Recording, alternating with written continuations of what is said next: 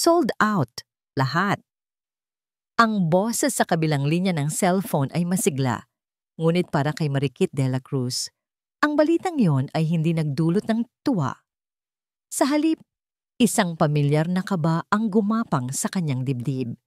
Napahigpit ang hawak niya sa telepono, ang mga daliri niyang bahagyang magaspang dahil sa walang tigil na paghawak sa mga metal at maliliit na bato para sa kanyang mga alahas. Mula sa maliit niyang workshop sa likod bahay, tanaw niya ang dalawang maliliit na figura na naglalaro sa damuhan, sina Lira at Luningning, ang kanyang kambal, ang kanyang mundo. Mariquit, nakikinig ka ba? Tanong ng kausap niya, si Aling Cora, ang may-ari ng maliit na butik sa syudad na nagbebenta ng kanyang mga gawa. Isang kliyente lang. Binili niya ang buong perlas ng Cebu collection mo. Cash? Napalunok si Mariquit. Sino raw? Hindi nagpakilala. Nagpadala lang ng representative. Misteryoso nga eh. Pero ang mahalaga, bayad na.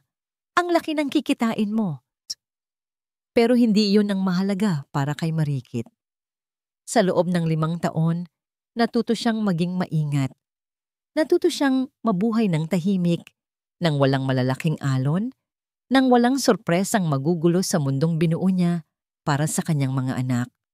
Ang isang biglaang biyaya na tulad nito ay parang isang anino, isang bagay na hindi niya maipaliwanag, at lahat ng hindi niya maipaliwanag ay kinatatakutan niya. Sige po, Aling Cora, salamat sa balita. Ibinaba niya ang tawag. Tumingin siya sa kanyang mga palad. Ang mga palad na ito ang nagtaguyod sa kanyang mga anak. Ang mga disenyong nabubuo sa kanyang isip ang nagpakain at nagpaaral sa kanila. Hindi niya kailangan ng misteryosong biyaya. Ang kailangan niya ay kapayapaan. Pero para sa araw na yon, isinantabi niya ang kaba. Ang perang yon ay malaking tulong. Ibig sabihin, may pambili na siya ng bagong sapatos para sa kambal. May pang-down payment na siya para sa maliit na espasyo sa commercial building na matagal na niyang pinapangarap. Isang celebration. Oo, kailangan nilang magdiwang. Lira, Luningning. Hali kayo mga anak, pupunta tayo sa mall. Ang sigaw ng 2 bata ay musika sa kanyang pandinig. Sa loob ng ilang oras, sa gitna ng abalang mall sa Cebu, nagawa niyang kalimutan ang kaba. Pinanood niya ang kanyang mga anak na tumatakbo. Ang kanilang mga tawa ay umaalingaw-ngaw kasabay ng mga tugtugin sa paligid. Bumili sila ng ice cream. Isang scoop ng chocolate para kay Lira at strawberry naman para kay Luningning. Habang pinupunasan ni Mariquit ang gilid ng labi ni Lira, naramdaman niya iyon. Ang pakiramdam na pinagmamasdan. Dahan-dahan, itinaas niya ang kanyang tingin. Inilibot niya ang kanyang mga mata sa mga taong naglalakad, sa mga pamilyang kumakain. At doon, sa di kalayuan, malapit sa isang fountain, nakita niya siya. Ang mundo ay tila huminto. Ang ingay ng mall ay biglang nawala. Arman Villafuerte, 5 taon. 5 taon na puno ng sakit, ng pagbangon, ng paglimot. Pero sa isang iglap, lahat ng yun ay naglaho.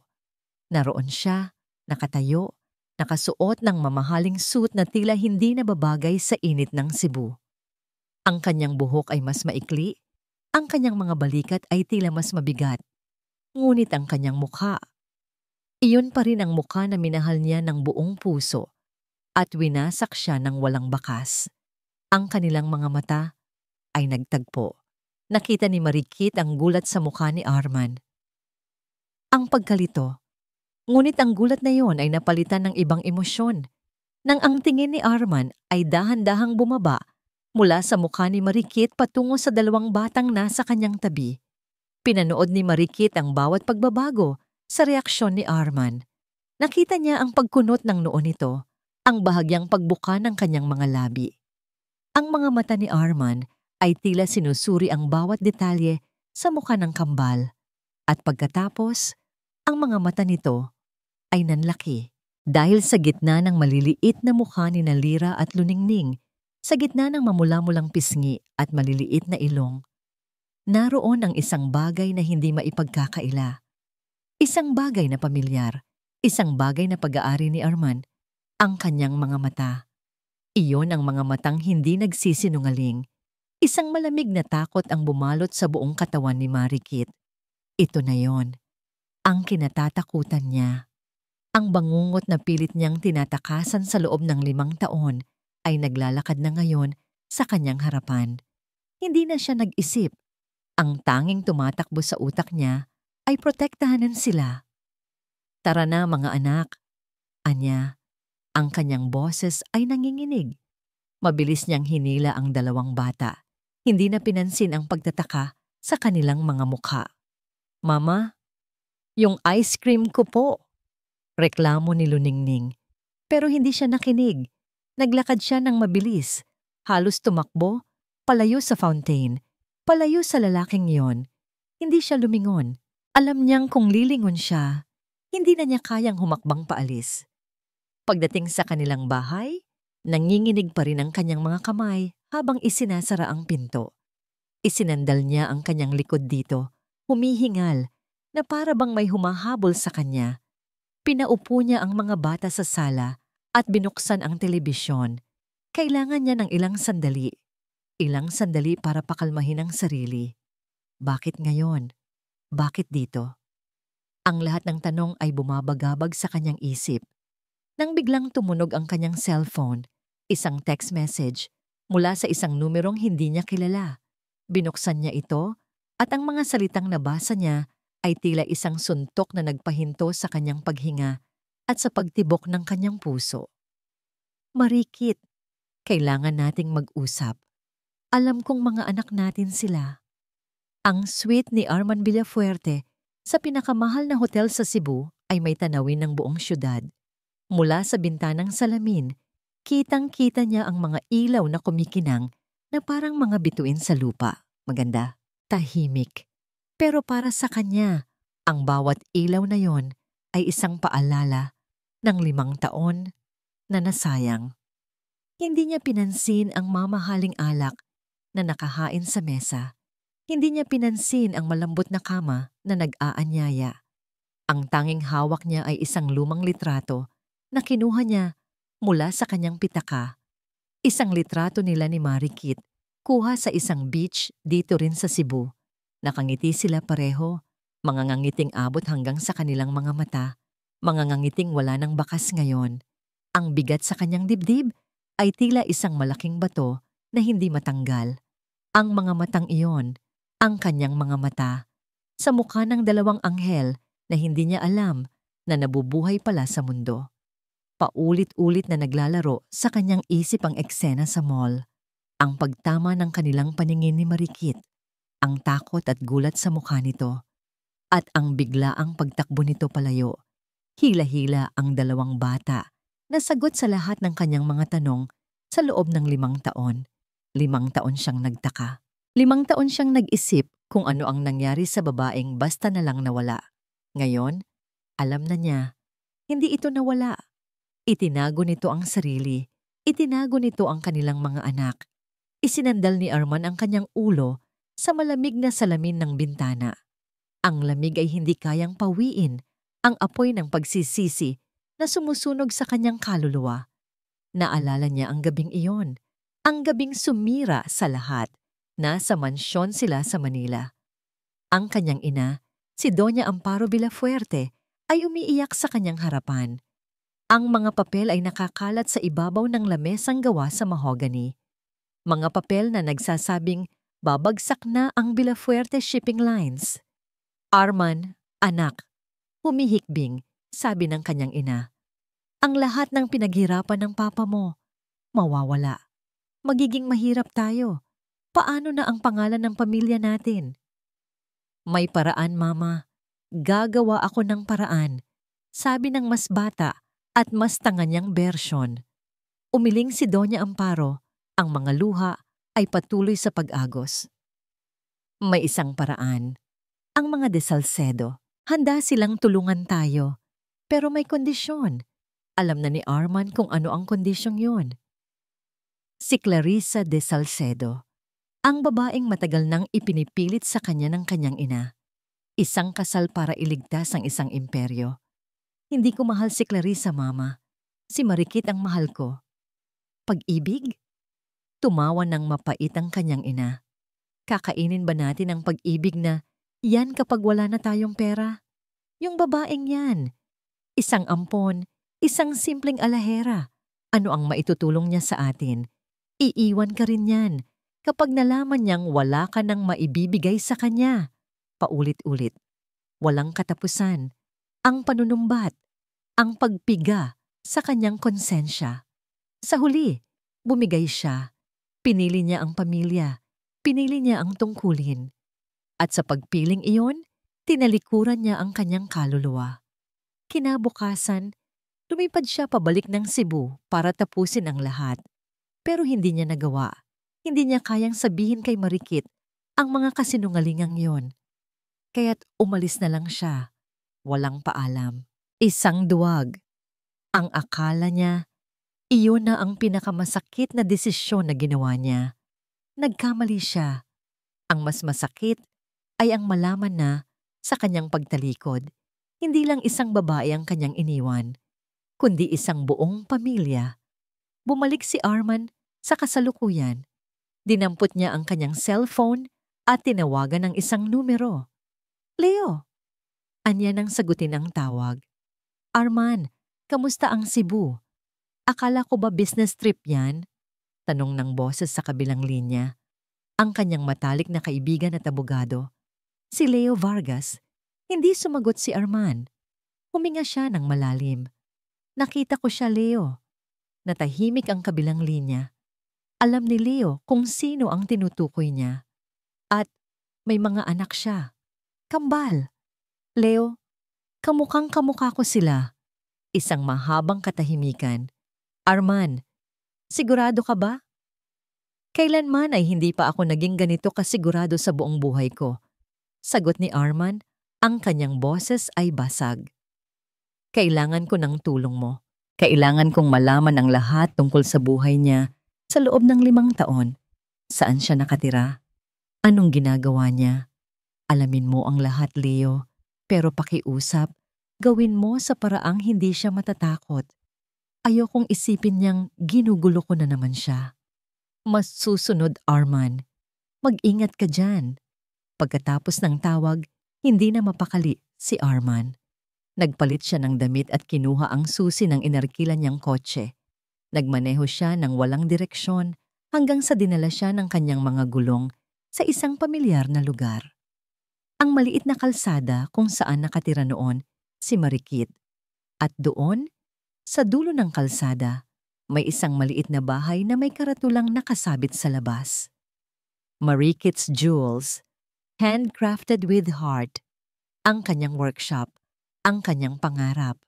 Ipinark ni Arman ang kotse sa di kalayuan, sa ilalim ng isang malaking puno. Mula roon, kitang-kita niya ang bintana ng workshop. May ilaw, gising pa ito, nagtatrabaho. Pinanood niya lang ito mula sa malayo. Isang duwag pa rin. Gusto niyang bumaba. Gusto niyang kumatok. Gusto niyang humingi ng tawad. Pero paano? Anong sasabihin niya? Nakatitig lang siya roon hanggang sa muling tumunog ang kanyang cellphone. Si Leo. Arman, may nakuha na akong impormasyon. Sabi ni Leo. Pero iba ang tono nito ngayon. Seryoso. Ano yon? Ang buong pangalan ng mga bata ay Lyra Celestine at Luningning Celeste de la Cruz. 5 taos gulang. Walang nakarehistrong ama sa kanilang birth certificate. Napapikit si Arman. Kumpirmado. Pero Arman, pagpapatuloy ni Leo, may isa pa. May isang bagay kang dapat malaman. Si Marikit. Ikakasal na dapat siya sa iba. Ang mga salita sa screen ng cellphone ay parang lason na dahan-dahang kumakalat sa ugat ni Marikit. Alam kong mga anak natin sila. Ang panginginig ng kanyang mga kamay ay napalitan ng isang biglaang init. Galit. Isang galit na pamilyar. Isang galit na 5 taon niyang ibinaon sa ilalim ng kanyang pagiging ina. Sa ilalim ng bawat piraso ng alahas na kanyang binuo, walang pag-aalinlangan, pinindot niya ang block number. Hindi. Hindi niya hahayaang guluhin ng lalaking yon ang mundong binuo niya. Hindi niya hahayaang masaktan ang kanyang mga anak. Ang kapayapaang meron sila ngayon ay pinaghirapan niya. Bawat puyat, bawat patak ng pawis, bawat luhang tahimik na iniyak niya sa gabi habang tulog ang kambal, lahat ng yon ay para sa kanila. Hindi para kay Arman Villafuerte, hindi na. Kinabukasan, sinubukan niyang ibalik sa normal ang lahat. Maaga siyang gumising, ipinaghanda ng almusal ang kambal, at ihinatid sila sa eskwela. Pagbalik sa kanyang workshop, ipinuwesto niya ang sarili sa kanyang mesa at sinubukang magtrabaho.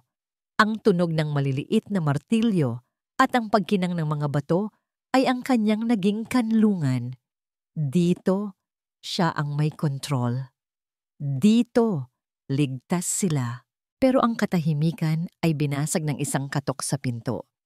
Hindi niya ito pinansin. Marahil ay delivery lang iyon. Ngunit muling may kumatok, mas malakas ngayon, mas mapilit. Napakunot ang noo ni Marikit, bumuntong hininga siya at tumayo para buksan ang pinto. At muli, ang mundo niya ay huminto. Nakatayo sa kanyang harapan si Arman, nakasuot ng simpleng puting polo shirt at slacks, hindi na ang mamahaling suit na suot nito kahapon. Sa likod niya, nakaparada sa gilid ng kalsada ang isang itim at makintab na sasakyan na tila sumisigaw ng kayamanan. Marikit anya, ang kanyang boses ay bahagyang paos. Isinara agad ni Marikit ang pinto, ngunit napigilan ito ng kamay ni Arman. Please, pagmamakaawa nito. 5 minuto lang. Wala tayong dapat pag-usapan. Malamig na sagot ni Marikit. Pilit na isinasara ang pinto. Tungkol sa negosyo mo, mabilis na sabi ni Arman. Narinig kong naghahanap ka ng bagong pwesto. Gusto kong mag-invest. Bibigyan kita ng pondo para makakuha ka ng mas malaking lugar. Mas magagandang gamit. Sa puntong yon, binitiwan ni Marikit ang pinto. Hinarap niya si Arman at ang galit sa kanyang mga mata ay tila nag-aapoy. Pera? Anya. Ang bawat salita ay puno ng pait. Palagi na lang pera ang sagot mo sa lahat. Hindi ba, Arman?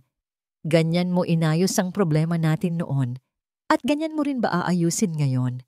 Bibilin mo ang katahimikan ko? Bibilin mo ang daan pabalik sa buhay namin? Hindi, Marikit. Hindi sa ganon. 5 taon, Arman. Putol niya. 5 taon akong nabuhay ng mag-isa. Pinalaki ko ang mga anak ko ng mag-isa. Binuo ko itong maliit na negosyo gamit ang sarili kong mga kamay. Hindi ko kailangan ng pera mo. Gusto ko lang tumulong, desperadong sabi ni Arman. Hindi tulong ang tawag dyan. Kontrol ang tawag dyan. Sigaw ni Marikit, hindi na napigilan ng sarili. Gusto mong kontrolin ulit ang buhay ko, tulad ng ginawa ng pamilya mo noon. Pero tapos na yon.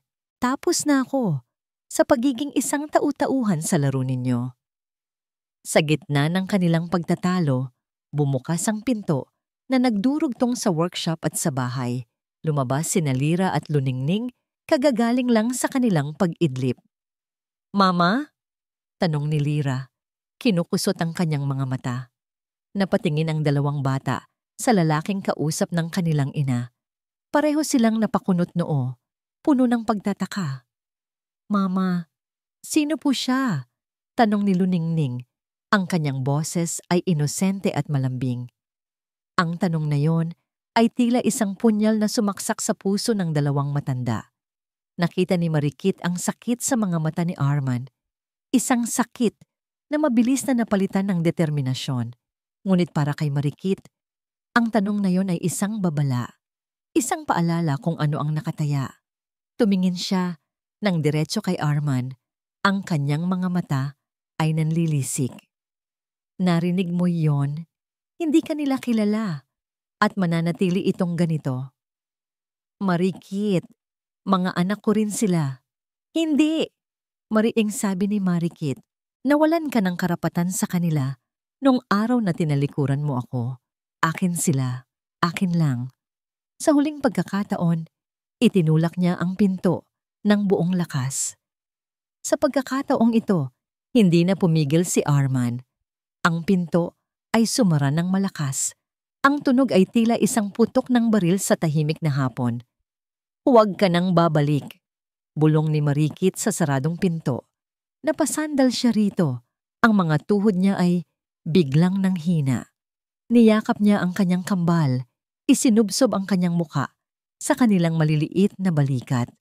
Ngayon, ang mga luhang kanina pa niya pinipigilan ay bumagsak na.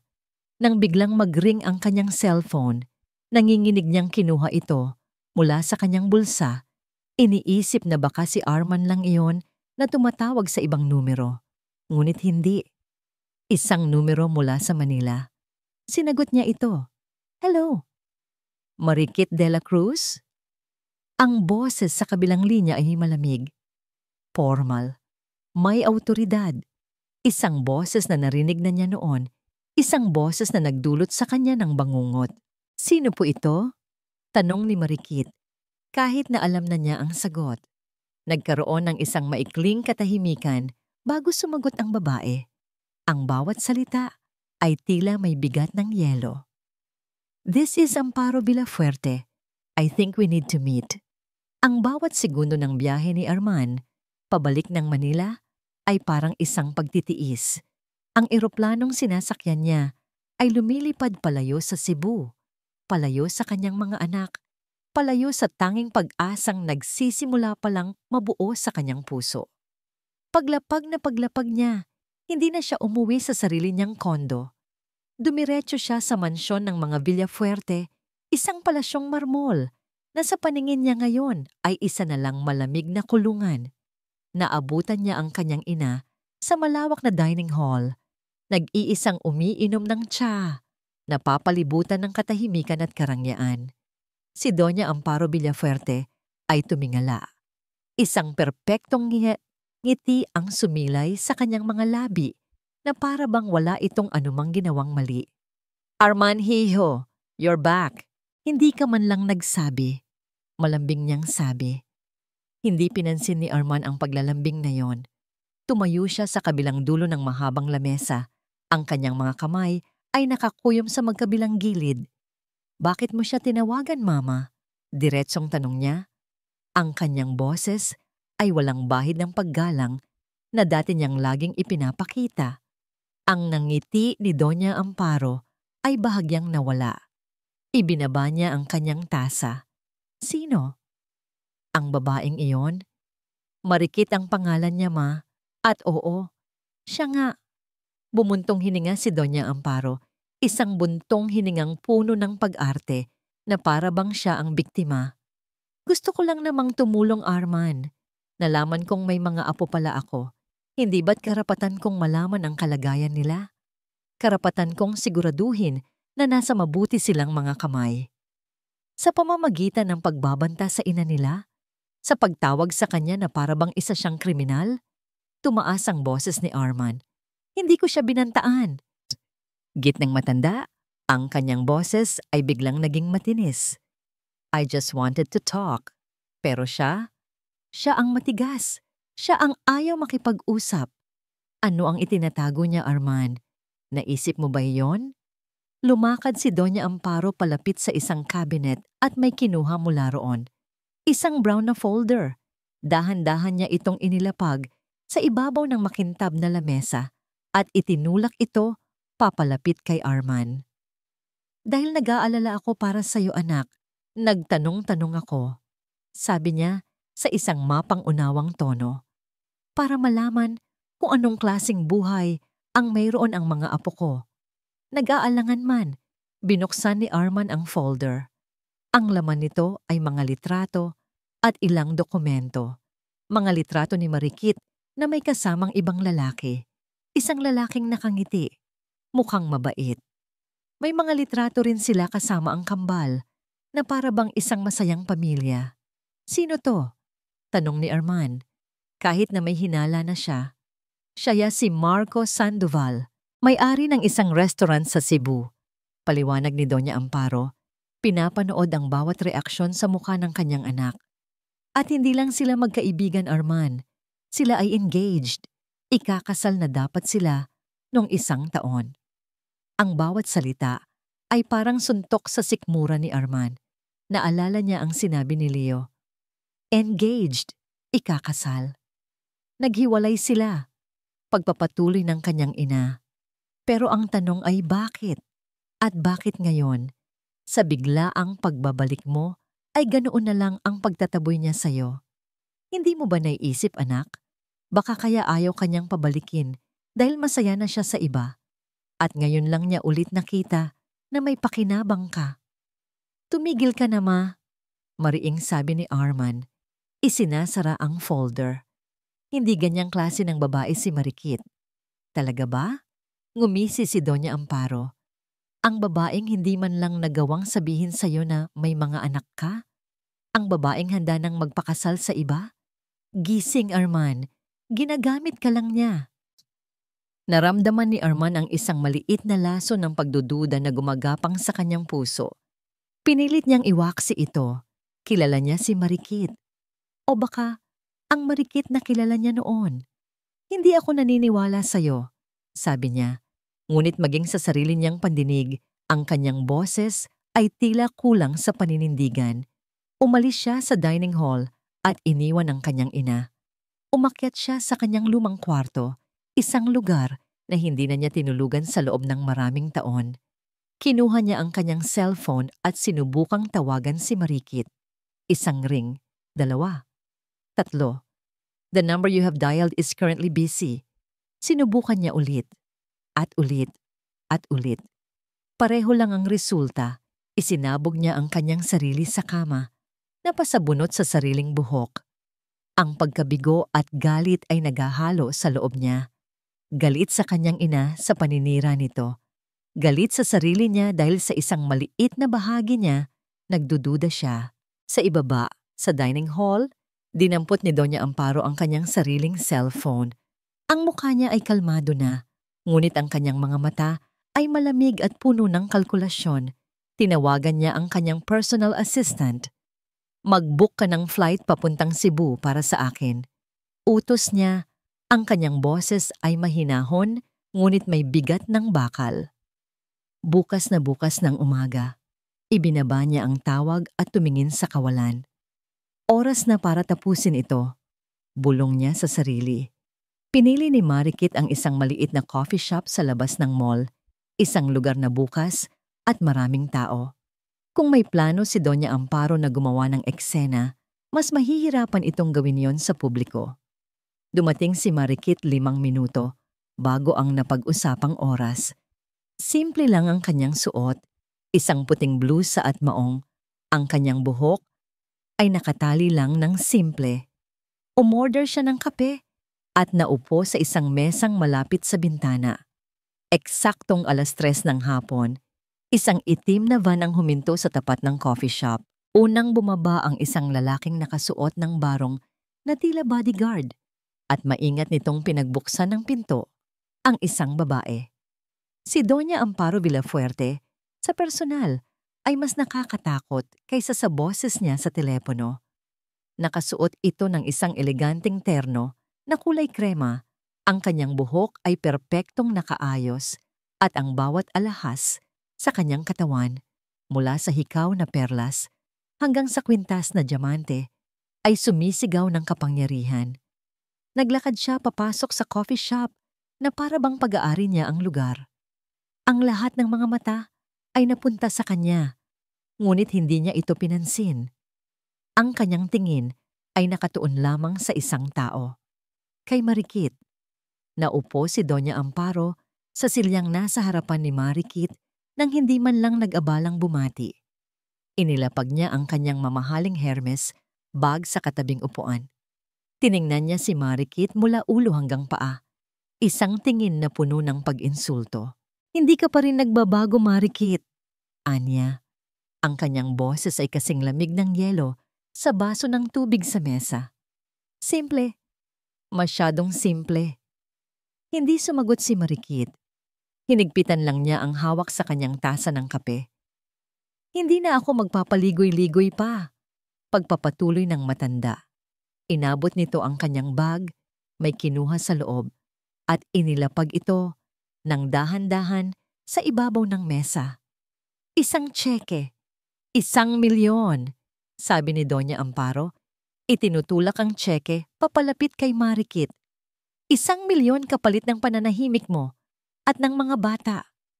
Naramdaman ni Marikit na parang huminto ang kanyang paghinga. Tinitigan niya ang piraso ng papel.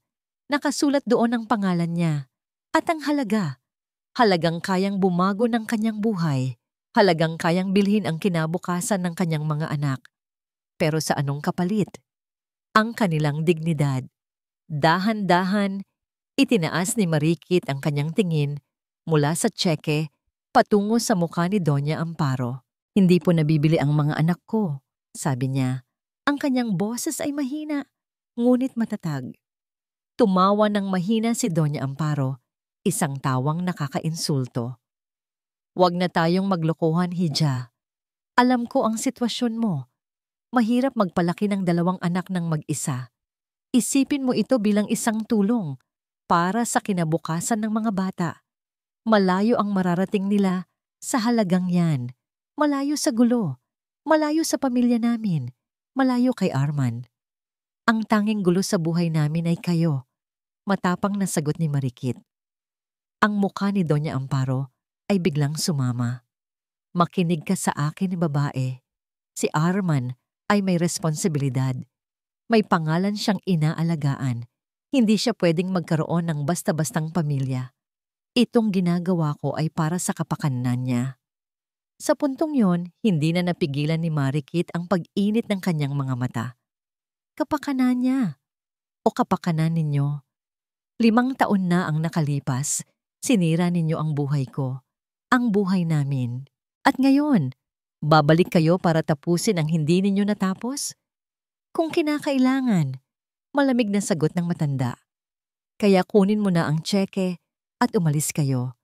Pumunta kayo sa lugar kung saan hindi na kayo kailanman mahahanap ni Arman. Ito na ang huling pagkakataon na magiging mabait ako sa'yo. Isang butil ng luha ang pumatak mula sa mata ni Marikit. Isang luha ng galit, ng pagod, ng pagkasuklam. Ang lahat ng sakit na tiniis niya sa loob ng 5 taon ay tila bumalik lahat sa isang iglap. At sa sandaling iyon, isang pamilyar na boses ang narinig mula sa pintuan ng coffee shop. Mama? Napalingon silang dalawa. Nakatayo roon si Arman. Ang kanyang muka ay puno ng pagkalito at pag-aalala. Nagmadali siyang lumipad pabalik ng Cebu nang hindi niya makontak si Marikit, dala ng masamang kutob. At ngayon, ang kanyang pinakamasamang bangungot ay nasa kanyang harapan, ang kanyang ina, ang babaeng mahal niya, at isang tsekeng nasa gitna nila. Nakita ni Arman ang lahat, ang luha sa mga mata ni Marikit, ang malamig na ekspresyon sa mukha ng kanyang ina. Nang magtama ang kanilang mga mata ni Marikit, ang nakita niya roon ay hindi lang sakit. Nakita niya ang pinal na hatol, pagkadismaya, isang tingin na nagsasabing, magkasabwat kayo. Arman, sinubukan niyang magpaliwanag, ngunit huli na. Tumayo si Marikit. Ang kanyang mga kamay ay nanginginig pa rin, ngunit sa pagkakataong ito, hindi dahil sa takot, kundi dahil sa tapang. Kinuha niya ang tseke. Sa isang iglap, umaasa si Doña Amparo. Umaasa si Arman na itatapon lang ito ni Marikit. Pero mas malala pa roon ang ginawa niya. Dahan-dahan, sa harap nilang dalawa, pinunit ni Marikit ang tseke sa gitna. Tapos, pinunit niya ulit. At ulit.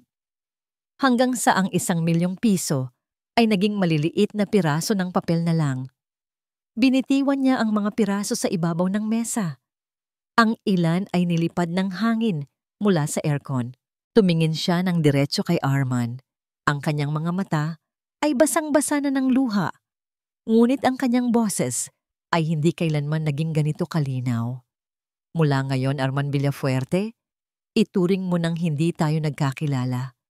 At hinding-hindi mo makikilala ang mga anak ko.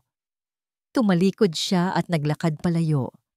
Iniwan ang mag-ina sa gitna ng katahimikan, sa gitna ng mga nagkalat na piraso ng isang sirang pangako. Marikit! Sandali! Agad na tumakbo si Arman, sinusundan ng papalayong figura ni Marikit. Hindi niya pinansin ang kanyang ina na sumisigaw ng kanyang pangalan mula sa loob ng coffee shop. Hindi niya pinansin ang mga matang nakatingin sa kanila. Ang tanging mahalaga ay si Marikit. Naabutan niya ito sa labas lang ng pinto, sa gitna ng daanan ng mga tao. Hinawakan niya ito sa braso. Marikit, mag-usap tayo please. Hindi ko alam to. Wala akong kinalaman dito. Humarap sa kanya si Marikit.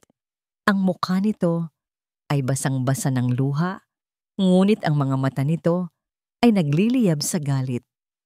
Wala kang kinalaman, anya, tumatawa ng walang saya. Talaga ba, Arman?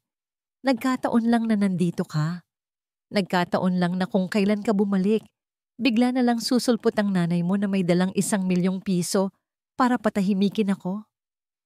Pinuntahan kita dahil hindi mo sinasagot ang mga tawag ko. Nag-alala ako. Desperadong paliwanag ni Arman. Hindi na yan mahalaga. Hinila ni Marikit ang kanyang braso palayo sa pagkakahawak ni Arman. Ang mahalaga ay kung ano ang nakita ko. Pareho lang kayo. Akala ninyo, lahat ng bagay sa mundo kayang ayusin ng pera at kapangyarihan ninyo. 5 taon na ang lumipas pero ganyan pa rin kayo. Hindi totoo yan, Marikit. Tapos na tayo, Arman, sabi ni Marikit. Ang kanyang boses ay pinal at walang bakas ng pag-aalinlangan. Tapos na talaga. Huwag ka nang lalapit sa akin. At lalong-lalo na, huwag kang lalapit sa mga anak ko. Tumalikod na ito at tuluyang naglakad palayo. Bawat hakbang ay parang isang pako na lalong bumabaon sa puso ni Arman.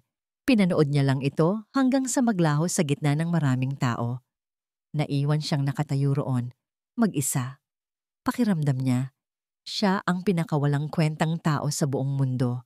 Bumalik siya sa loob ng coffee shop, ang kanyang mga balikat ay tila pasa ng buong daigdig. Nakaupo pa rin doon ang kanyang ina, kalmado na ulit, na para bang walang nangyari. Nakita mo na, sabi ni Doña Amparo. Ganyan siya katigas, walang utang na loob. Hindi sumagot si Arman. Lumapit siya sa mesa at tinitigan ng kanyang ina. Bakit ma? Bakit mo ginawa yon? Para sa'yo. Para sa pamilya natin. Hindi! Sigaw ni Arman at sa kauna-unahang pagkakataon, ang lahat ng tao sa coffee shop ay napatingin sa kanila. Ginawa mo yan para sa sarili mo. Dahil hindi mo matanggap na nagmamahal ako ng isang babaeng hindi kasing yaman natin. Dahil para sa'yo, mas mahalaga ang pangalan at pera kaysa sa kaligayahan ko. Arman, hindi mo naiintindihan. Ako ba ang hindi nakakaintindi? O ikaw, ma? Ikaw ang hindi nakakaintindi na sinira mo ang buhay ko. Kinuha mo sa akin ang lahat.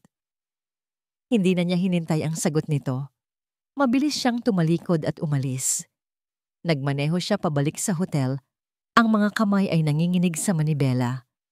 Pagdating sa kanyang suite, ibinagsak niya ang sarili sa isang silya sa gitna ng dilim.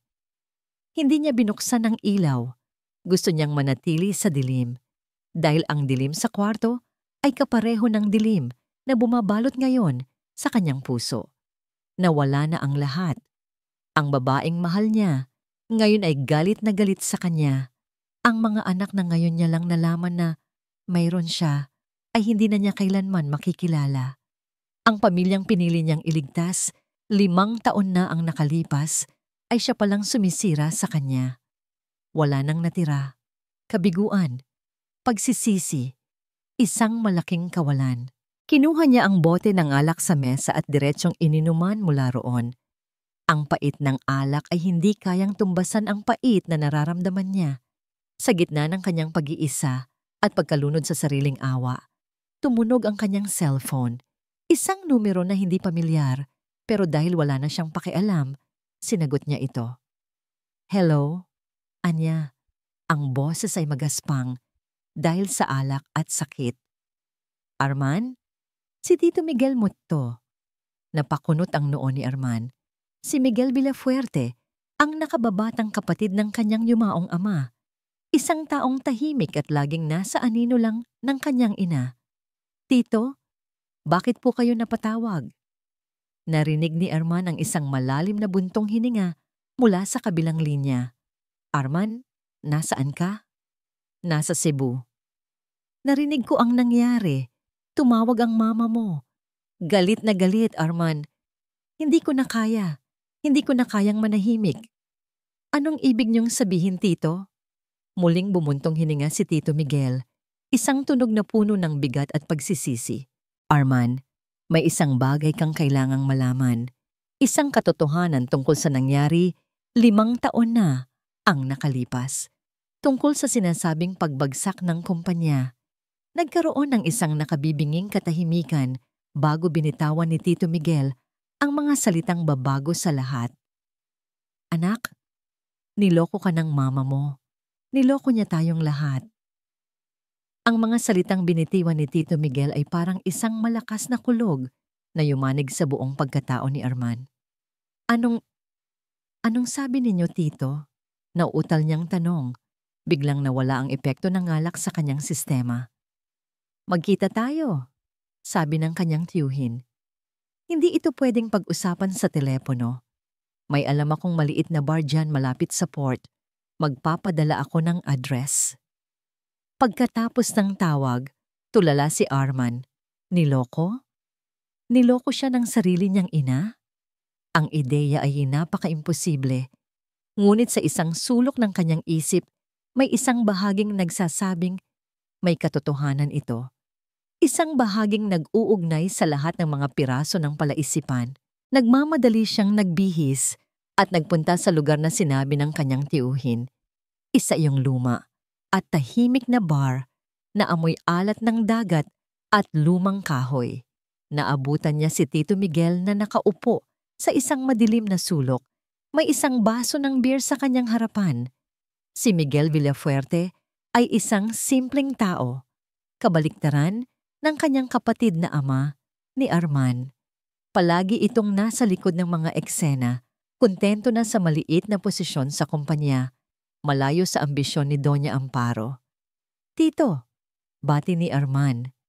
Naupo sa tapat niya. Tumingin sa kanya si Miguel, ang mga mata nito ay puno ng awa at pagsisisi. Pasensya ka na, Arman. Dapat, noon ko pa ito sinabi sa'yo. Ang alin po, Tito? Ang totoo. Huminga ng malalim si Miguel na para bang naghahanda para sa isang mabigat na pag-amin. 5 taon na ang nakalipas. Panimula niya. Totoo, may problema ang kumpanya noon. May ilang kontrata tayong hindi nakuha at medyo bumaba ang kita. Normal na pagsubok sa isang negosyo. Kayang-kaya nating solusyonan. Pinakinggan lang ni Arman, ang kanyang puso ay nagsisimulang kumabog ng mabilis. Pero ang mama mo, umiling si Miguel. Pinalaki niya ang kwento. Ginamit niya ang sitwasyon. Ang mga papel na ipinakita niya sa'yo, ang mga iyakan niya. Lahat yon, isang malaking palabas. Palabas? Bulong ni Arman.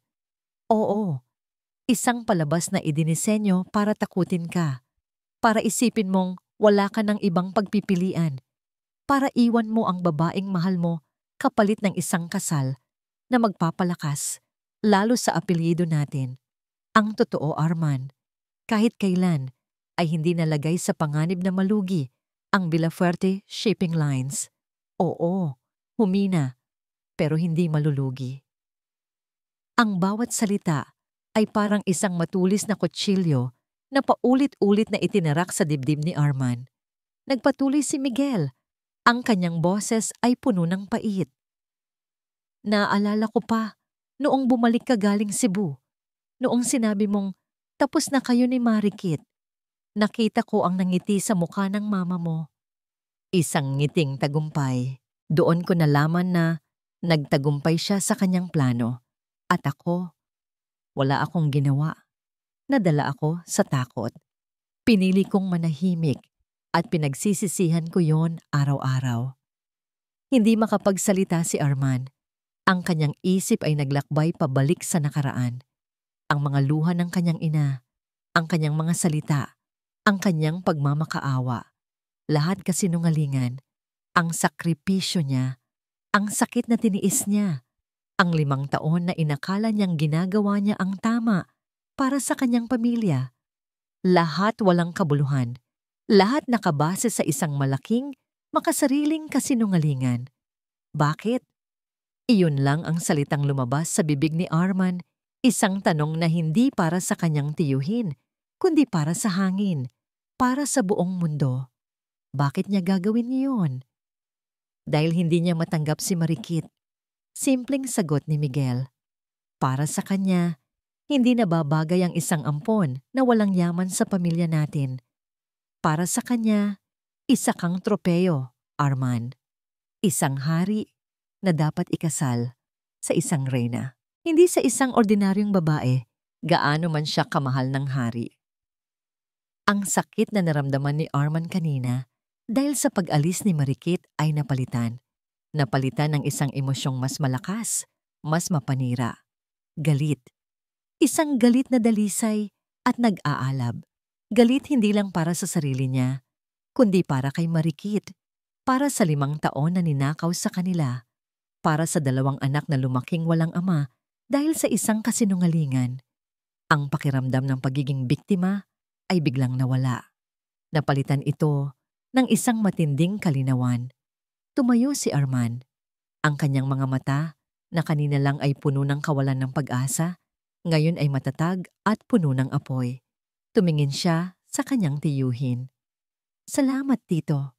Anya, ang kanyang boses ay kalmado, ngunit may bigat na nakakatakot. Salamat sa pagsasabi ng totoo. Arman, anong gagawin mo? Nag-aalalang tanong ni Miguel. Hindi sumagot si Arman. Tumalikod lang siya at naglakad palabas ng bar. Ang bawat hakbang niya ay may bagong bigat, may bagong layunin. Sumakay siya sa kanyang kotse. Hindi na siya bumalik sa hotel. Ang tanging destinasyon sa kanyang isip ay ang lugar kung saan nagsimula at magtatapos ang lahat. Ang mansyon ng mga Villafuerte. Salamat dahil nalaman ko na ang totoo. Bulong niya sa sarili habang mabilis na pinapatakbo ang sasakyan sa madilim na kalsada. Ngayon, alam ko na kung ano ang dapat kong gawin. Hindi na nag-abala, pangkumatok si Arman. Itinulak niya ang malaki at mabigat na pinto ng library ng mansyon, ang de facto office ng kanyang ina. Dito isinasara ang mga malalaking kontrata. Dito pinaplano ang mga susunod na hakbang ng kanilang imperyo. Dito siya sinentensyahan 5 taon na ang nakalipas. Naabutan niya si Doña Amparo na nakaupo sa likod ng malaking lamesang gawa sa mahogany, may suot na salamin sa pagbasa habang sinusuri ang ilang dokumento. Tumingala ito. At sa isang iglap, ang iritasyon sa mukha nito dahil sa biglaang pagpasok niya ay napalitan ng isang mapanuring ngiti. Naisipan mo na bang bumalik sa katinoan, Arman? Tanong nito. Inaasahang ang kanyang anak ay bumalik para humingi ng tawad. Hindi sumagot si Arman. Naglakad siya papalapit sa lamesa. Sa kanyang kamay ay isang piraso ng papel na kinuha niya mula sa stationery ng hotel. Isang sulat kamay na dokumento. Walang salitang ibinagsak niya ito sa ibabaw ng lamesa, sa ibabaw mismo ng mga papel na binabasa ng kanyang ina. Ibinaba ni Doña Amparo ang kanyang salamin. Ang mga kilay nito ay bahagyang nagkasalubong sa pagtataka. Binasa niya ang nakasulat. I, Arman Villafuerte, hereby resign from my position as Chief Executive Officer of Villafuerte Shipping Lines, effective immediately. Ano na namang drama ito, Arman? Tanong ni Doña Amparo. Ang kanyang boses ay kalmado pa rin. ngunit may bahid na ng panganib. Hindi ito drama, ma, sagot ni Arman. Ang kanyang boses ay kasing lamig ng hangin na nanggagaling sa aircon. Totoo yan. At ano ang akala mo? Matatakot mo ako sa isang pirasong papel? Hindi ko kayo tinatakot, sabi ni Arman. Sinasabi ko lang ang katotohanan. At dahil nasa usapan na rin lang tayo ng katotohanan, nakausap ko na si Tito Miguel. Sa pagbanggit ng pangalan, nakita ni Arman ang isang bahagyang kislap ng takot sa mga mata ng kanyang ina. Isang kislap na mabilis ding nawala, napalitan ng depensa. Si Miguel, ang kapatid ng asawa ko na walang ginawa, kundi mainggit sa lahat ng meron tayo. Mapaklang, sabi ni Doña Amparo. At naniwala ka naman sa anumang kasinungalingan na sinabi niya? Sa pagkakataong ito, ma, sa kanya ako naniwala. Giit ni Arman, dahil ang mga sinabi niya ang nagbigay ng sagot sa lahat. 5 taon, ma. 5 taon ng buhay ko ang sinayang ninyo. 5 taon akong nabuhay sa kasalanan at pagsisisi, iniisip na ginawa ko ang isang marangal na sakripisyo para iligtas ang pamilyang ito. Tumayo si Doña Amparo. Ang kanyang mga palad ay nakapatong sa lamesa. At ginawa mo nga, iniligtas mo tayo. Hindi! Sumabog si Arman. Ang kanyang boses ay umalingaw-ngaw sa 4 na sulok ng silid. Walang tayo. Ikaw lang. Iniligtas mo ang sarili mong ambisyon, ang sarili mong pride. Gumawa ka ng isang malaking kasinungalingan para lang masunod ang gusto mo. Ginawa ko ang nararapat. Ang nararapat? Tumawa si Arman, isang tawang walang bakas ng saya. Ang nararapat ba ay ang sirain ang buhay ng sarili mong anak? Ang nararapat ba ay ang ipagkait sa 2 bata ang karapatan nilang magkaroon ng ama? May 2 akong anak, ma. May mga apo ka na lumaking hindi man lang ako kilala dahil sa kasinungalingan mo. Mga bastardo lang sila. Huwag na huwag mong tatawaging ganyan ang mga anak ko. Sigaw ni Arman, idinuro ang kanyang ina. Sa sandaling iyon, hindi na siya ang masunuring anak. Siya ay isang ama na nagpoprotekta sa kanyang mga supling. Mas marangal pa ang pagkatao ni Marikit at ng mga anak ko kaysa sa lahat ng yaman at kapangyarihan na pinagmamalaki mo. Wala kang utang na loob. Utang na loob? Binayaran ko na yon ng 5 taon ng kaluluwa ko. Mariing sagot ni Arman. At ngayon, tapos na. Tapos na ako sa pagiging CEO ng Villafuerte Shipping Lines. Bukas na bukas din, pupunta ako sa abogado natin. Formal kong tatalikuran ang lahat ng mana na dapat ay para sa akin. Hindi ko kailangan ng kahit 1 sentimo mula sa'yo. Napaupo si Doña Amparo sa kanyang silya. Tila biglang naubusan ng lakas. Ang kanyang mukha, na laging kalmado at puno ng kontrol, ay nagpakita ng isang emosyon na hindi pa nakikita ni Arman kailanman. Pagkatalo. Hindi ito makapaniwala sa kanyang naririnig. Ano? Anong gagawin mo sa buhay mo? Tanong nito. Ang boses ay halos pabulong na. Ang dapat kong ginawa 5 taon na ang nakalipas, sabi ni Arman. Ang kanyang galit ay napalitan na ng isang malungkot na determinasyon. Susubukan kong buuin ulit ang pamilyang sinira mo. Magsisimula ako sa simula. At gagawin ko yon sa sarili kong mga paa. Tumingin siya sa paligid ng malawak at malamig na silid. Ang lahat ng karangyaan ay tila wala ng halaga. Tumalikod si Arman at nagsimulang maglakad papalabas. Arman! Huling sigaw ng kanyang ina. Huminto siya sa may pinto, ngunit hindi siya lumingon. Kung lalabas ka sa pintong yan, sabi ni Doña Amparo, ang boses ay nanginginig sa galit at pagkabigo. Huwag ka nang babalik. Hindi sumagot si Arman. Dahan-dahan, binuksan niya ang pinto at humakbang palabas. Isinasara ito sa likuran niya. Iniwan niya ang kanyang ina na mag-isa sa gitna ng kanyang kaharian, sa gitna ng kanyang tagumpay na ngayon ay lasang-abo. Habang naglalakad si Marikit sa kanyang workshop, gulong-gulo ang isip matapos ang mga nangyari. Biglang tumunog ang kanyang laptop. Isang notifikasyon ng bagong email. Kinakabahan, binuksan niya ito. Galing ito kay Leo Vargas, ang abogado at kaibigan ni Arma. Nakalakip sa email ang dalawang dokumento. Ang isa ay isang scanned copy ng pirmadong resignation letter ni Arman. Ang isa pa ay isang legal na affidavit. Isang deklarasyong formal niyang tinatalikuran ang lahat ng kanyang karapatan sa yaman ng pamilya Villafuerte. Ngunit ang mas nagpatigil sa kanyang paghinga ay ang maikling subject line ng email. 3 salita lang. Pinili ka niya. Ang mga dokumento sa screen ng laptop ay paulit-ulit na binabasa ni Marikit. Ngunit tila tumatanggi ang kanyang isip na unawain ang mga ito. Nag-resign. Tinalikuran ang mana. Pinili ka niya. Imposible. Ito ay tiyak na isa na namang pakana. Isa na namang laro ng mga Villafuerte. Ngunit ang mga dokumento ay mukhang opisyal. May pirma, may pangalan ng abogado. Ang puso ni Marikit, na sa nagdaang mga araw ay inaging bato sa galit at pagtatanggol, ay biglang nakaramdam ng isang maliit na bitak. Isang bitak ng pagkalito. Nasa gitna siya ng kanyang pag-iisip nang may marinig siyang katok sa pinto ng kanyang workshop. Isang katok na mahina, magalang, at puno ng pag-aalinlangan.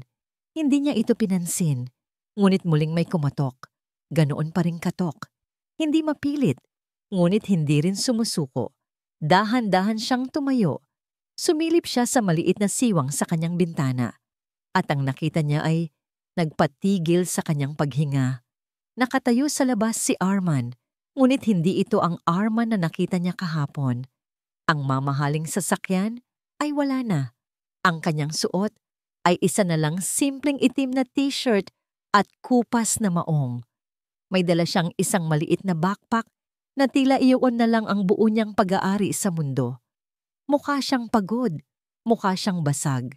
Ngunit ang kanyang mga mata, nang magtama ang kanilang paningin sa pamamagitan ng bintana, ay may isang bagong uri ng liwanag. Hindi ang liwanag ng isang CEO, hindi ang liwanag ng isang Villafuerte. Ito ay ang liwanag ng isang lalaking wala nang itinatago. Dahil sa isang emosyong hindi niya maintindihan, dahan-dahan niyang binuksan ang pinto.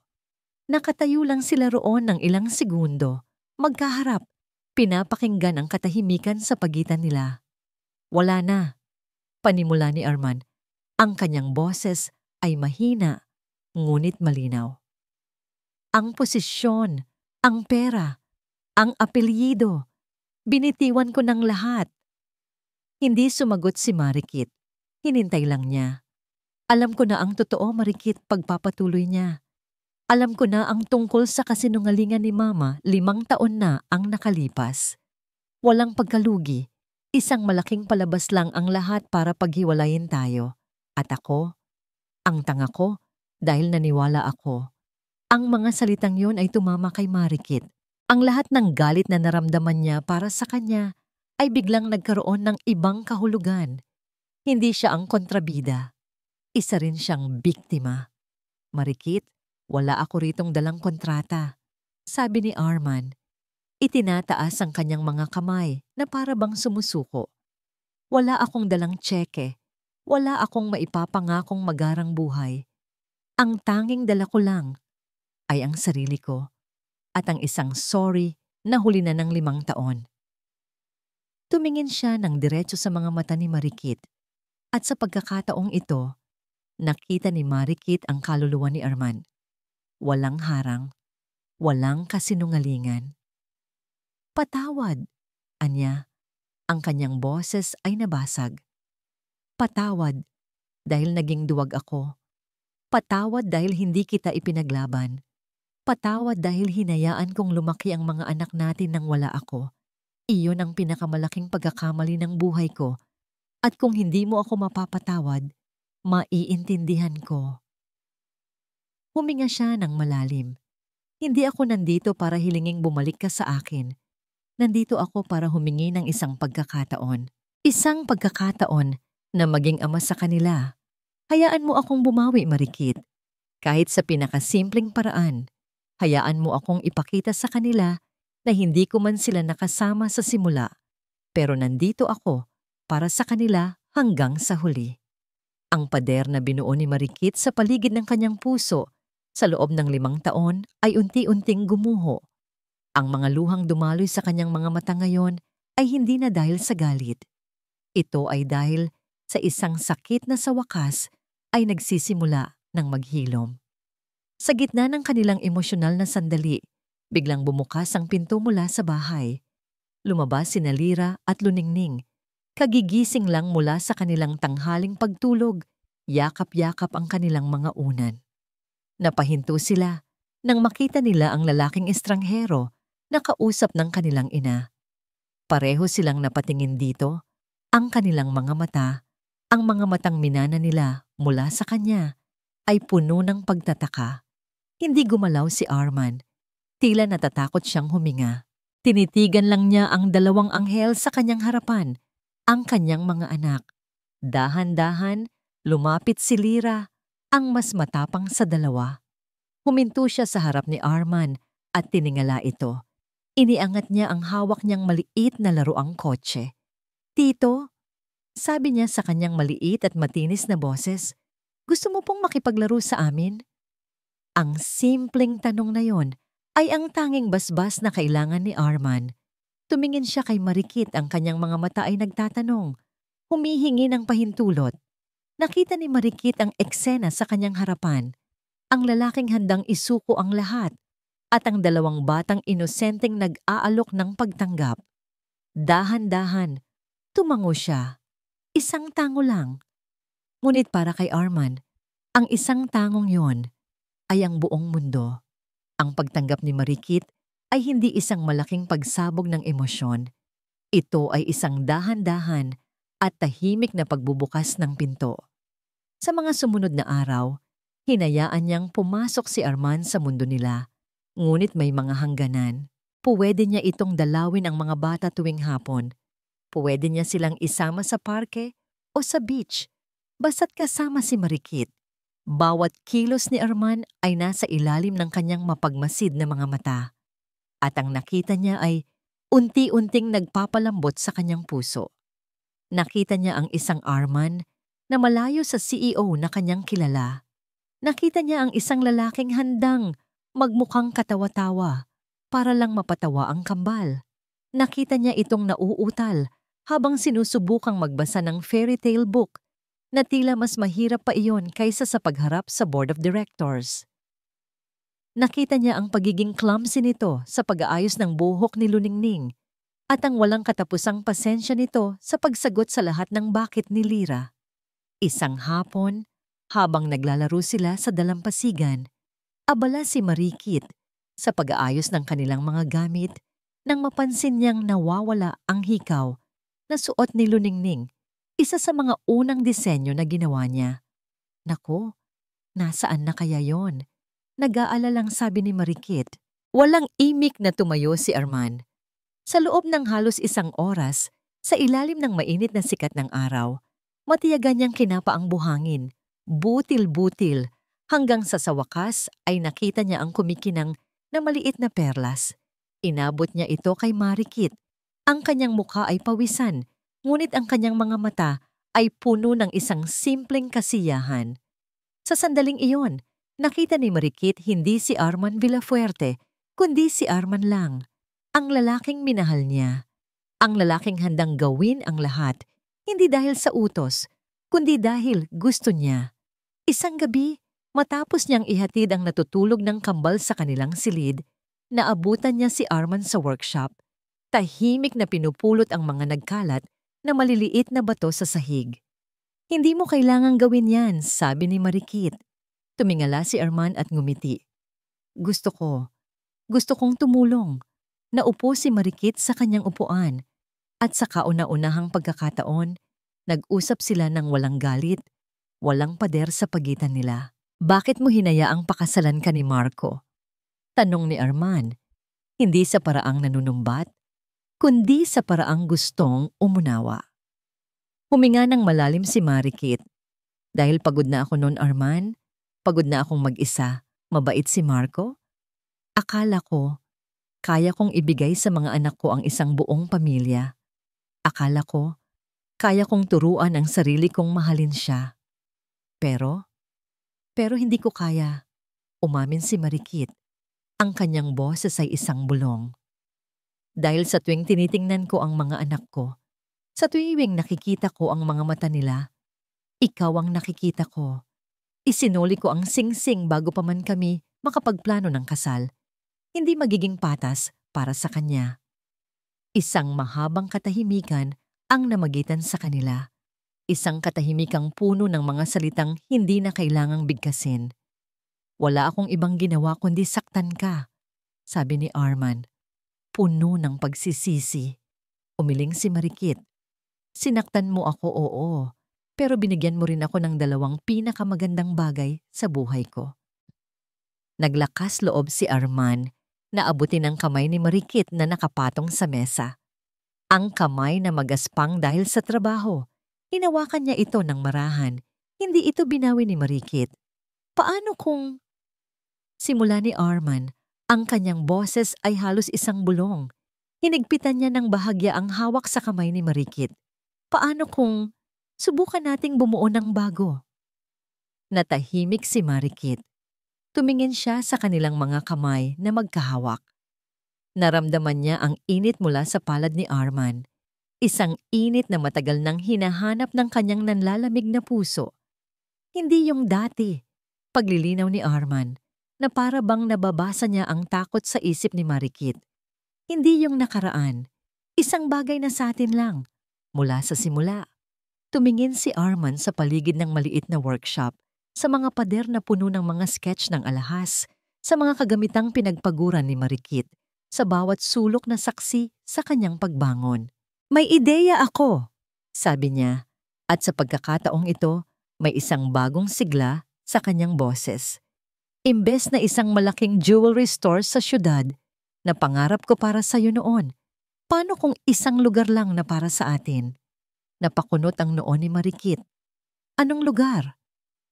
Isang lugar sa tabi ng dagat, sabi ni Arman. Ang kanyang mga mata ay tila nakikita na ang isang pangarap. Isang maliit na shop. Sa isang gilid, ang workshop mo, kung saan malaya kang gumawa ng sining mo. At sa kabila, isang maliit na coffee shop. Ako na ang bahala sa kape. Kaya kong matutunang magtimpla. May isang maliit at nahihiyang nangiti sa kanyang mga labi. Isang nangiting hindi pa nakikita ni Marikit kailanman. Isang nangiting walang yabang, walang kasiguraduhan ng isang CEO. Isang ngiti ng isang taong handang magsimula sa pinakamababa. Tumingala si Marikit. Nakita niya ang sinseridad sa mga mata ni Arman. Walang bahid ng pagiging Villafuerte, si Arman lang, isang lugar. Pagpapatuloy nito, ang kanyang boses ay puno ng pangarap, kung saan pwedeng tumakbo-takbo sina Lira at Luningning sa buhangin habang nagtatrabaho tayo. Isang simpleng buhay, Marikit. Pero sa pagkakataong ito, totoo. Totoo. Ang salitang yon ay tumatak sa puso ni Marikit. Ang lahat ng kanyang pinaghirapan sa loob ng 5 taon ay para sa isang totoong buhay. Isang buhay na ligtas sa kasinungalingan. At ngayon, ang lalaking naging dahilan ng pinakamalaking kasinungalingan sa buhay niya ay nag-aalok sa kanya ng katotohanan. Hindi nagsalita si Marikit. Hindi niya kailangang magsalita. Dahan-dahan, ang kamay niyang hawak ni Arman ay gumanti ng pisil. Isang mahinang pisil, ngunit sapat na yon. At sa unang pagkakataon, sa loob ng 5 mahahabang taon, isang totoong nangiti ang sumilay sa kanyang mga labi. Isang ngiti na hindi napipilitan, hindi malungkot. Isang ngiti na puno ng pag-asa. Isang ngiti na nakita ni Arman. At sa ngiting iyon, sa simpleng pagpisil ng kamay na yon, alam ni Arman na sa wakas, pagkatapos ng 5 taon na paglalakbay sa isang madilim na desyerto, nakauwi na siya. Makalipas ang 6 na buwan, ang amoy ng bagong timplang kape ay humahalo sa alat ng hangin mula sa dagat. Ang tunog ng mga alon ay nagsisilbing musika, sinasabayan ng masayang hagik-gikan ng kambal na nagtatakbuhan sa puting buhangin. Sa harap ng isang maliit at kaakit-akit na gusali na gawa sa kahoy at salamin, may isang karatulang nakasabit, Paraiso ni Nalira at Luningning. Sa loob, sa kaliwang bahagi, ay ang maliwanag na workshop ni Marikit. Nakaupo siya sa kanyang mesa, nakatuon sa isang bagong disenyo ng kwintas na gawa sa pilak at mga lokal na shell. Ang kanyang mga kamay ay gumagalaw ng may kasanayan at kapayapaan. Wala na ang kaba, wala na ang takot. Ang bawat piraso na kanyang nililikha ngayon ay hindi na sandata para mabuhay. Ito ay isang pagpapahayag ng kagalakan. Mula sa kanyang pwesto, tanaw niya ang kanang bahagi ng shop, ang munting coffee shop. Doon, nakatayo sa likod ng counter si Arman, suot ang isang simpleng itim na apron. Ang mga kamay na dati pumipirma sa milyon-milyong kontrata ay abala ngayon sa pag-operate ng espresso machine. Ngumiti siya sa isang customer habang iniaabot ang isang tasa ng cappuccino. Pagkatapos, kumuha siya ng basahan at masayang pinunasan ang isang mesang na bakante. Napangiti si Marikit habang pinagmamasdan siya. Ito ang kanyang bagong Arman. Isang Arman na mas masaya, mas magaan. Isang Arman na natagpuan ang kanyang halaga hindi sa laki ng kanyang bank account, kundi sa init ng bawat tasang kanyang isinisilbi at sa ngiti ng bawat taong kanyang pinagsisilbihan. Ang kanilang mga mata ay nagtagpo mula sa magkabilang dulo ng shop.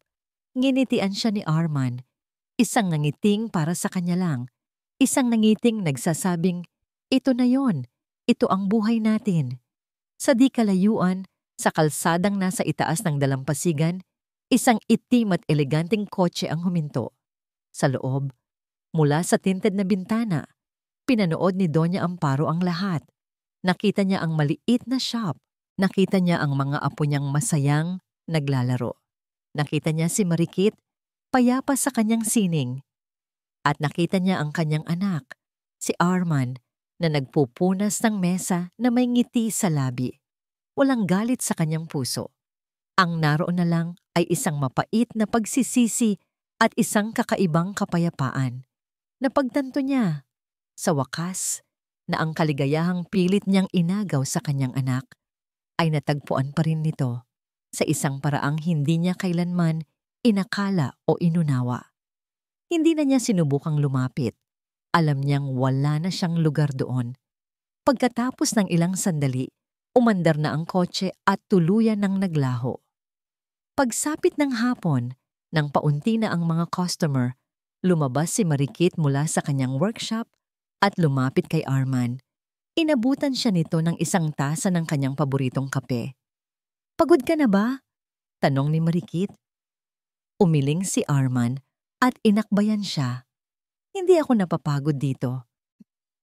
Sabay nilang pinanood si Nalira at Luningning na gumagawa ng sandcastle sa dalampasigan habang papalubog ang araw. Ang ginintuang sinag ay tila yumayakap sa kanilang munting paraiso. Masaya ka ba, Marikit? Tanong ni Arman. Ang kanyang boses ay isang bulong sa tabi ng tenga ni Marikit. Isinandal ni Marikit ang kanyang ulo sa balikat ni Arman at huminga ng malalim. Nilalasap ang bawat sandali. Tumingin siya sa kanyang mga anak, sa lalaking katabi niya, sa buhay na kanilang binuo. Sobra, sagot niya. Hinalikan ni Arman ang tuktok ng kanyang ulo. Niyakap nila ang isa't isa ng mas mahigpit. Ito ang kanilang paraiso. Isang paraisong hindi minana o binili, kundi binuo mula sa mga pira-piraso ng isang basag na nakaraan, pinatibay ng katotohanan at diniligan ng walang hanggang pagpapatawad. At sa paglubog ng araw, alam nilang dalawa na ito ay hindi isang pagtatapos, kundi isang magandang, bagong simula.